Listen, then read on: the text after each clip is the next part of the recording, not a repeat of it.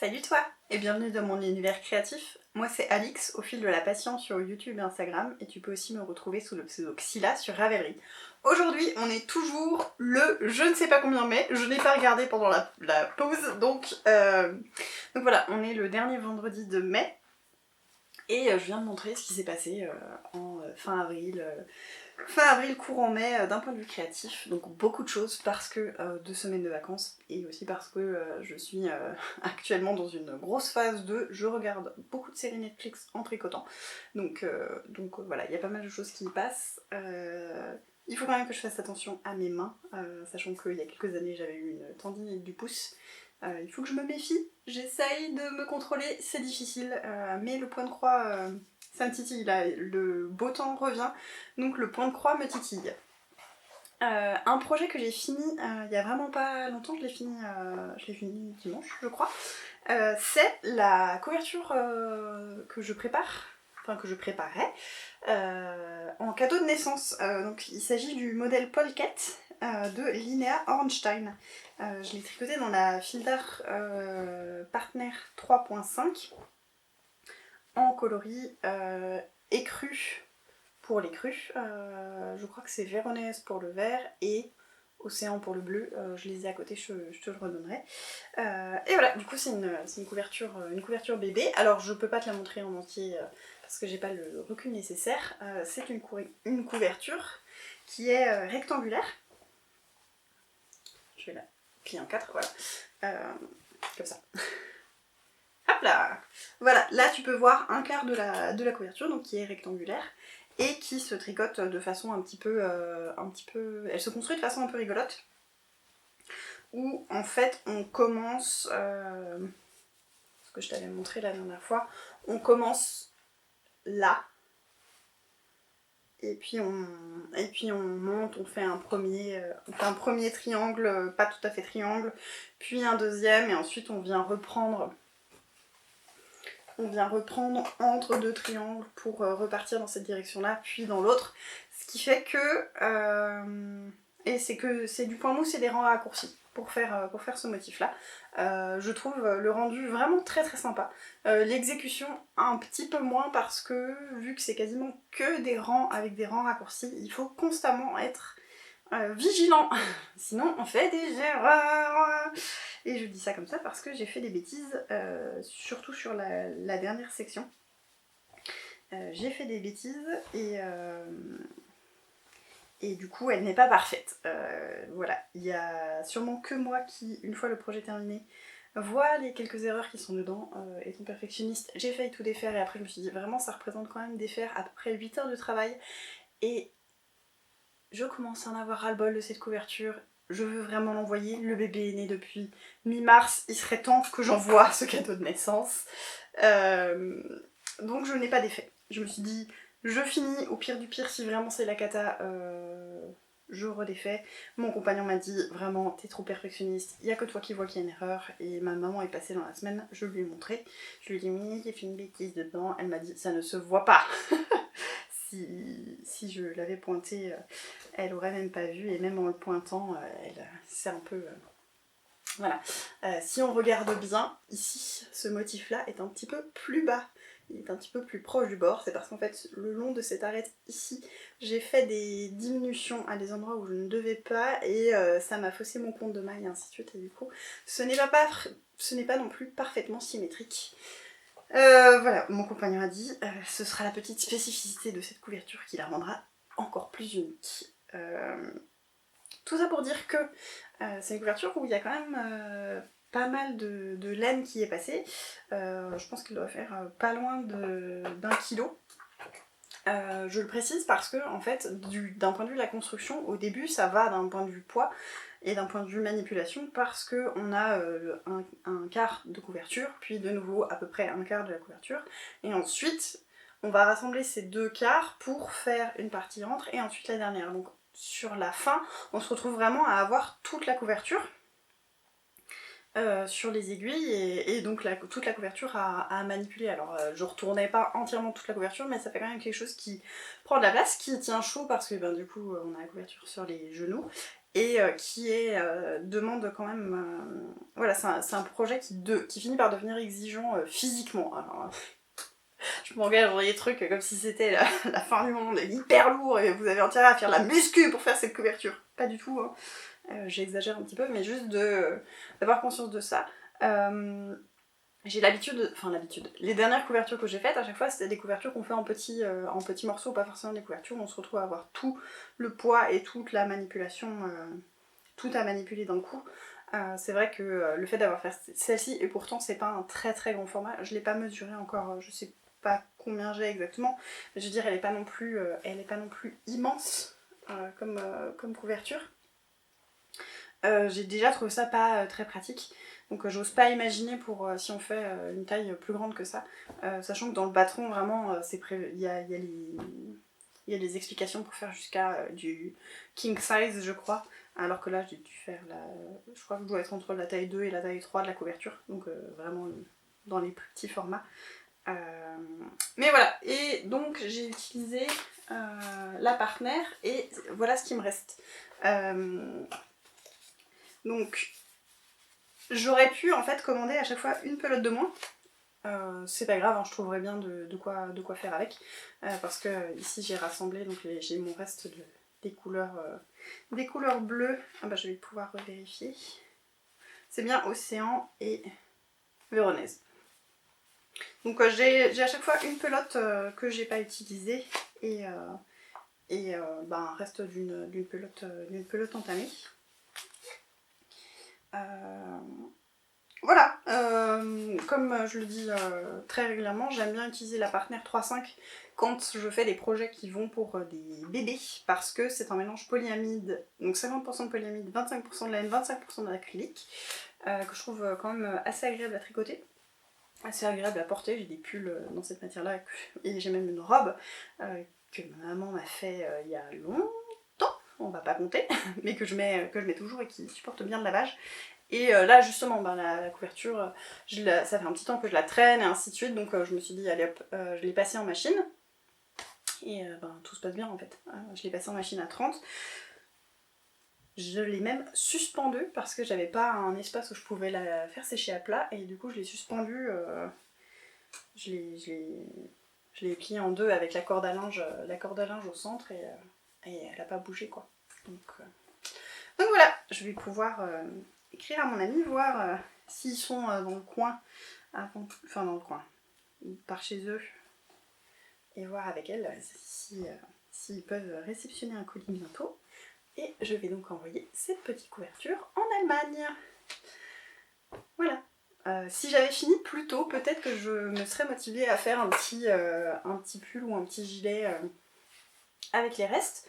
Faudrait que je regarde d'un point de vue quantité, mais en fait rien ne m'empêche d'envoyer la couverture et de faire quelque chose d'autre là-dedans, soit pour ce bébé là, soit pour d'autres bébés qui pourraient venir dans le futur chez mes amis, mais je suis très contente d'avoir fini cette couverture. Il m'aura fallu à peu près 53 heures, un peu moins de 53 heures pour la faire, rentrage de fil inclus. Il y avait quand même pas mal de fil à rentrer, hein, parce que en fait à chaque motif, les fils, on fait pas suivre les fils, en fait ce serait pas joli, donc on coupe les fils à chaque fois, donc par motif de feuille il y a à chaque fois 2 fils à rentrer, plus les fils de changement de pelote, sachant que j'ai passé 8 pelotes de blanc, 8 pelotes d'écru, ça faisait quand même pas mal de fils à rentrer, mais devant une série, oups là, j'ai failli bazarder, devant une série ça passe bien aussi de remplir les fils, de rentrer les fils. Mais cette couverture m'a aussi pris du temps parce que j'étais pas ultra motivée par moment, parce que aussi il fallait être quand même assez concentré, c'est ce que je te disais, mais aussi parce que début mai, donc le 1er mai, j'étais un petit peu frustrée pour des raisons personnelles, et ça faisait longtemps que je voulais monter le châle Bright Ornate de Steven West. En début d'année, j'avais sorti tout mon stash, j'avais rangé, j'avais re-rangé, réorganisé, et en faisant ça, j'avais sorti toutes mes quantités des chevaux solitaires ou bien des quantités où j'étais pas très sûre de avec quoi est-ce que je vais mettre ça et ainsi de suite. Et j'avais fait une association de 4 écheveaux, enfin de 3 écheveaux et 2 laines commerciales, enfin laine commerciale, de laine plus industrielle, de laine non tente-main, un peu mieux comme description. Et je m'étais dit, ça fait un très joli dégradé, je veux faire un Briar Ornate dedans, mais je me disais, il faut que je finisse le petit gilet de naissance, il faut que je finisse la couverture, et ainsi de suite, et du coup je repoussais. Et là, je me suis dit, allez hop, on compense, on va lancer le Briar Ornate, et le Briar Ornate, donc c'est un châle en demi-lune de Steven West, je vais te le montrer, hein, mais d'abord je fais de l'audio description, qui est composé de plusieurs sections. Et je me suis dit, ben je le monte, je fais une section, et ensuite je fais une section de ma couverture, puis une fois que j'ai fait une section de la couverture, je fais une section sur le châle, et j'alterne comme ça. Ça me motivera à faire la couverture, parce que si je veux pouvoir faire une section du châle, je dois faire une section de couverture. J'ai monté une section du châle, et j'ai fait le châle. Donc la section, c'était le châle. C'est-à-dire que le 1er mai, j'ai monté le châle et je ne l'ai pas lâché. Je l'ai fait sur 14 jours. Il m'a fallu de mémoire 33 heures pour le faire. Et je l'ai tricoté sur 14 jours. C'est devenu une obsession. Si je tricotais ce châle. Si j'avais du temps libre pour les loisirs créatifs, c'était ce châle. Vraiment, je ne pouvais pas faire autre chose. Ça m'a fait beaucoup de bien de faire ce projet. Je l'ai tricoté très très vite du coup. Enfin, très vite en termes de... sur une courte période de temps, voilà, parce que 33 heures, j'estime que c'est pas vite, mais sur une courte période de temps. Et je l'adore. Voilà. Alors là, voilà, en demi, il est... alors, il est grand, mais je pense qu'il n'est pas aussi grand que celui de Steven West. Ce qui est très bien parce que je fais pas du tout la taille de Steven West. mais voilà, je l'adore. Il y a pas d'autre... y a rien d'autre à dire, voilà. Alors si, il y a beaucoup à dire, mais je vais mettre comme ça tu peux voir un peu les couleurs. Donc la section plus claire ici, c'est le coloris Narcisse de chez Roselia Atelier Roselia, pardon, pas Roselia Créa. Roselia Créa, c'est son compte perso. Donc, de la teinturière Atelier Roselia. Ensuite, ici, c'est le coloris Dune 2. C'était l'écheveau varié du club mystère de Le Bruit des Aiguilles. Ici, c'est un très bel écheveau varié qui m'avait été offert l'été dernier par Marianne Liliosa et qui a été teint par ses soins. Et ici, c'est de la Fonty Bébé Mérino en coloris coquelicot. Ce châle est tricoté en DK initialement. Et il faut de mémoire 220 mètres pour la première section. Je crois que c'est 220, 220, 173, 220. Je l'ai tricoté en doublant de la figurine. Et je savais d'avance que je n'avais pas les bonnes quantités. Et donc que je n'allais pas pouvoir faire les changements de couleur là où Steven West le faisait. Et mon but c'était vraiment d'aller au bout de mes écheveaux. Donc j'ai changé de couleur quand je n'avais plus de couleur. Voilà, c'est... Enfin... Là, j'ai un rang où j'ai une alternance coloris A, coloris B, puis j'ai le coloris B, et ensuite, au moment du changement, même chose, j'ai tenu B et C ensemble avant de passer de nouveau à C, C, puis là j'ai fait C, D, puis D. Ce qui fait que il ne me reste que ça. Et je pense que je dois avoir 50 cm d'un décoloris, mais sinon vraiment je suis allée à chaque fois au bout du bout.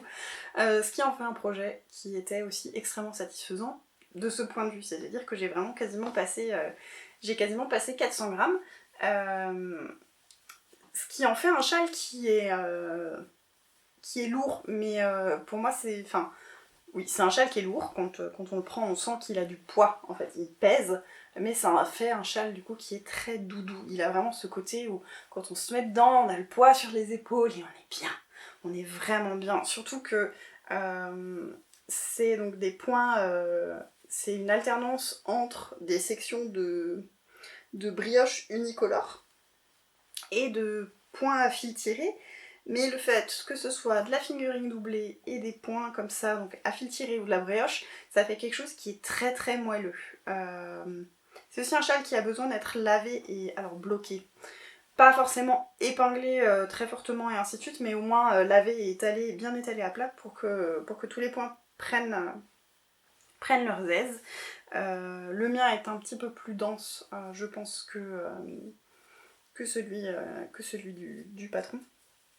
Tout simplement parce que j'ai tendance à tricoter un peu serré et que justement vu que je sais que j'avais tendance à tricoter un peu serré, j'avais pris au début une taille d'aiguille un peu plus élevée et j'aimais pas le rendu tricoté, donc je suis repartie sur quoi, 4,5 je crois, je sais pas, en fait on s'en fout de la taille d'aiguille que j'ai utilisée parce que les tailles d'aiguille c'est tellement personnel que ça vous apporte pas grand chose de savoir avec quoi j'ai tricoté. Mais voilà, vraiment ça a été mon obsession et depuis je ne le lâche plus. Ça a été ma veste pendant le Nitat Motoko. Je l'avais mis sur les épaules avec une épingle à châle pour le maintenir fermé le matin. Et puis voilà. Et vraiment le bonheur de tricoter des jolies couleurs et d'avoir aussi un... Enfin, quand on voit ce dégradé, on pourrait se dire que j'ai acheté ce dégradé en fait. Pour moi, c'est vraiment un dégradé qui fonctionne vraiment très très bien. Et en fait, ben non, je l'ai pas acheté tout prêt. C'est vraiment... Puis c'est des teinturières dont j'aime vraiment beaucoup le travail. Voilà, ça représente beaucoup de choses. Et surtout, j'ai vraiment adoré le tricoter. En fait, les sections sont suffisamment courtes pour qu'on n'ait pas le temps de s'ennuyer pendant la section. C'est quand on pourrait se dire « Ah, je commence à en avoir marre de faire de la brioche », ben en fait on passe au truc suivant, et ainsi de suite, et ainsi de suite. Ce qui fait que c'est fun à tricoter et que ça avance vraiment, on se voit vraiment bien avancer. Donc ça m'a tellement plu que je me suis dit « Faut que je refasse un ». Et en fait, c'est en allant au yoga dans la voiture, un coup, pourtant j'ai pas beaucoup à faire pour aller au yoga, où je me suis dit, mais je sais dans quoi il faut que je le fasse. Il faut que je le fasse dans un reste de fade. Alors là, pour le coup, c'est vraiment un fade que j'avais acheté chez une teinturière, donc, que j'ai acheté chez Woolissime. C'était le fade Bay of Fires, que je m'étais offerte pour mon anniversaire, je ne sais plus quand, et dans lequel j'ai tricoté un gilet dont le nom m'échappe. Comfort Fade Cardi. Je dirais que c'est Andrea Mori. Mais vu que dans ma tête, Andrea Mori et Caitlin Hunter, ça se mélange tout le temps. Mais il me semble que c'est Andrea Mori. Donc j'avais tricoté ce gilet. Pour faire le gilet, il me fallait plus d'un fade, donc plus de 400 grammes. Mais moins de 800. Donc je savais que j'allais avoir des gros restes, vu la taille dans laquelle je tricotais le gilet, mais je me suis dit, je trouverais bien quoi en faire. Et voilà, j'ai trouvé. Je me suis dit, je vais me faire un brie ornate dans mes restes de Bay of Fires, et je vais inverser le dégradé. Voilà. Donc, alors j'ai inversé le dégradé pour une raison pratique, qui est que, en fait, les chevaux que j'ai ici, j'ai un petit reste encore. Bon, il est tout au fond, je vais le laisser tout au fond. Là, c'est le seul coloris pour lequel j'ai encore un écheveau plein. Et si j'avais commencé par le coloris clair, je me serais retrouvée à, d'après le patron, devoir changer à ce niveau-là, avant cette section de brioche. Et pour les autres sections, je savais que j'avais moins de 220 mètres. Ce qui veut dire que j'aurais dû me retrouver à faire pas mal de calculs pour savoir quand changer de cet écheveau-là et ainsi de suite. Je me suis dit, c'est beaucoup plus simple de partir du plus foncé, de tricoter mon coloris le plus foncé jusqu'à ce que j'en ai plus, puis de changer, et ainsi de suite. Et à la fin, une fois que j'ai plus de mes 3 autres coloris, je passerai au coloris plus clair et je sais que j'ai suffisamment de laine au total, donc je tricoterai le plus clair jusqu'à la fin du châle. Et c'est ce que j'ai fait. Alors initialement je m'étais dit, j'enchaîne pas tout de suite sur ce projet-là, je viens de finir l'autre, il m'a énormément plu, j'ai très très envie de le monter, mais vraiment il faut que j'avance sur ma couverture, ce serait bien d'avancer sur le Yoko Top aussi, enfin voilà, ce serait bien d'avancer un peu sur d'autres choses et pas juste faire des choses pour m'amuser. C'était sans compter sur le fait que, donc pour le festival Nitat Motoko, qui est un festival laineux qui a lieu à Mulhouse, qui a eu lieu à la mi-mai, j'avais 2 copines qui venaient dormir à la maison pour profiter du festival ensuite et passer un week-end tout ensemble. Donc j'ai Karine et Valérie qui sont venues à la maison. Et le vendredi soir, on discutait de qu'est-ce qu'on emmène le lendemain comme projet et tout ça. Et j'étais, ah oui, je sais pas, mais j'ai quand même très envie de monter celui-là. Bref, tout ça pour dire qu'elles m'ont convaincue. Elles n'ont pas eu à me forcer la main très fort, je dois dire. J'ai monté ce châle-là. Et ça a été mon projet que j'ai commencé pendant Nitat Motoko. Donc c'est cool aussi parce que ça me rappellera les bons moments passés entre copines à ce moment-là. Donc voilà, j'ai monté, puis j'ai déjà bien avancé quand même, hein. Toujours aussi motivant. La petite différence, alors, première différence avec l'autre, donc c'est ce que je disais, je commence par le plus foncé, je vais vers le plus clair, et aussi, je me suis rendu compte, donc on papotait et ainsi de suite, et en fait je me suis rendu compte que j'avais fait une répétition de trop pour la section de brioche qui est ici. J'ai fait un aller-retour de trop et j'avais pas envie de défaire, donc je me suis dit je vais juste faire un aller-retour en plus sur chaque section de brioche. Sur la taille totale du châle ça va pas changer grand chose, ça change un tout petit peu les consommations de laine, mais vu que de toute façon je savais que j'allais changer de couleur, enfin le but c'est de changer de couleur une fois que la couleur j'en ai plus, donc c'était pas bien grave.